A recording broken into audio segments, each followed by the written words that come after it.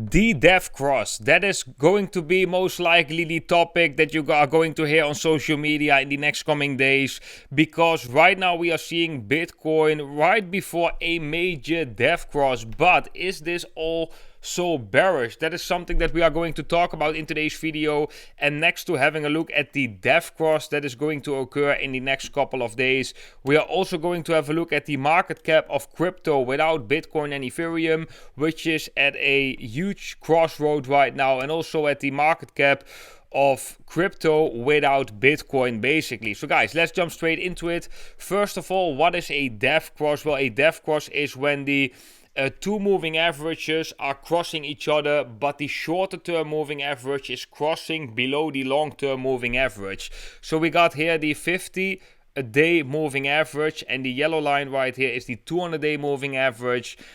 Both significant moving averages for Bitcoin, and as you can see, the 50 moving average is about to cross below the 200 daily moving average. And normally, if we have a look at the history of Bitcoin's price action, it's quite divided, because this generally is considered a very bearish sign. That's why it's called a death cross. Normally, the opposite is called a golden cross, when the short-term moving average goes above the long-term moving average. And you can see that also when we did that last time, we did get a nice rally in Bitcoin. But the real question is right here, is this really that bearish? Because often when we look at times in Bitcoin, when the shorter term moving average crosses below the long term moving average, it also marks a period that is close to the bottom. So for example, the previous time we have a death cross was actually around the start of the bear market right here. But the time before that, we were actually close to a, let's call it, local bottom, because afterwards we had a significant rally. The Bitcoin price doubled. Then let's have a look at some previous times. Here we had a death cross. This was actually at the bottom, right? I mean, Bitcoin already dumped till $3,000-4,000 US. Afterwards, we got that death cross. So this clearly marked the bottom in the Bitcoin price. Here we got a death cross too, which was showing also that at that specific moment we were close to a bottom. So that was definitely a local bottom. We got a massive pump afterwards, but of course eventually Bitcoin did saw lower levels. This was a nice golden cross, guys. The orange line went above the yellow line, and we had a massive rally. The previous one right here was basically also announcing the bear market, the previous death cross.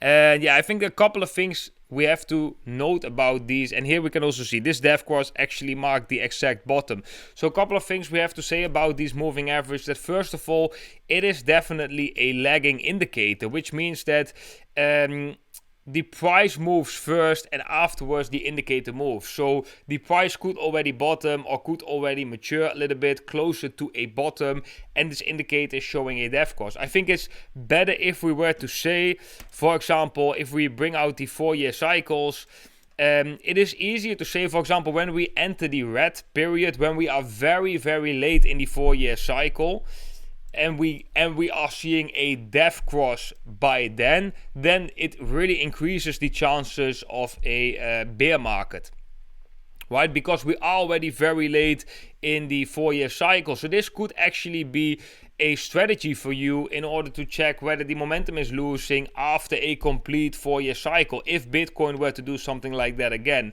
right? If we get it early in the 4-year cycle, I think the signs are really divided, because we have moments where it actually marked the exact bottom, but we also have some moments, for example, right here, where we still saw some rallies. And I think that is something we got to take in mind, guys.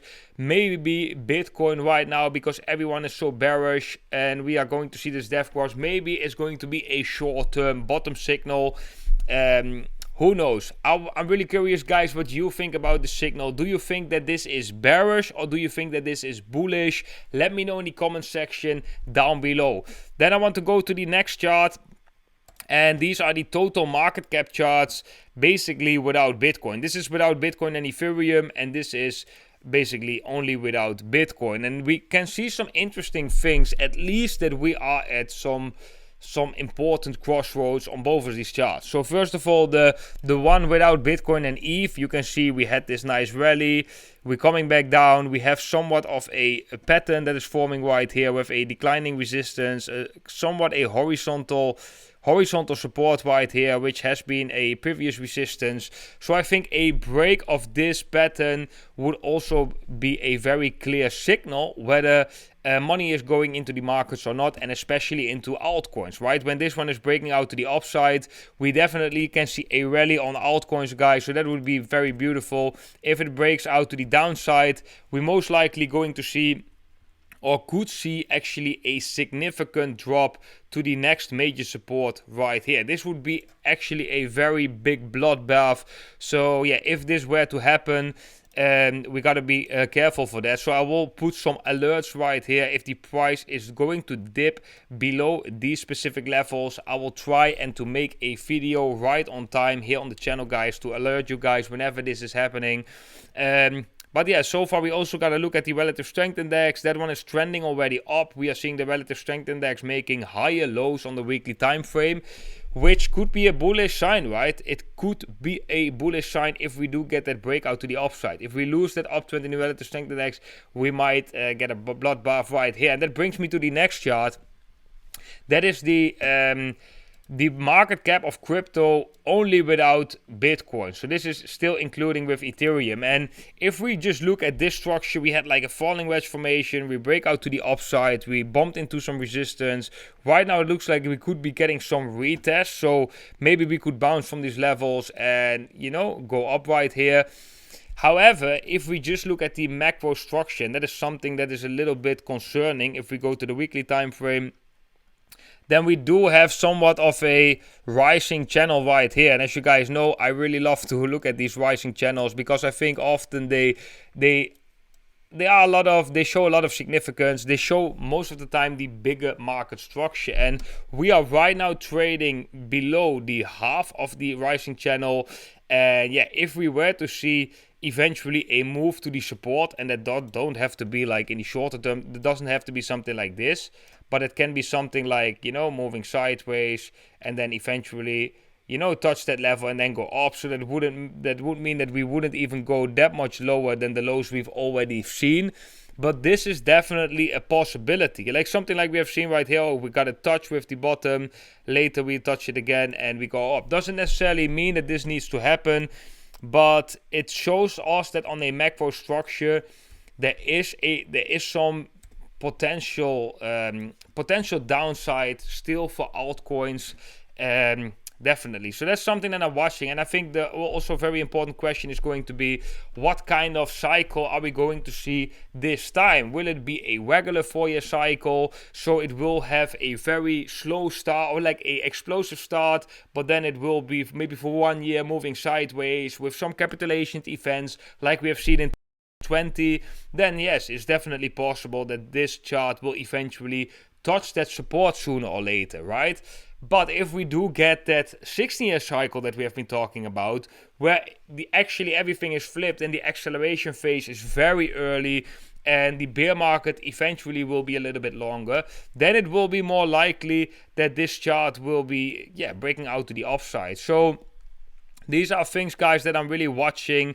I'm really monitoring these charts very, very closely because I think soon we will get a lot of clarity on all of these charts. And also on this chart, of course, the stablecoin dominance, where we have been looking at already for quite some time right here on the channel.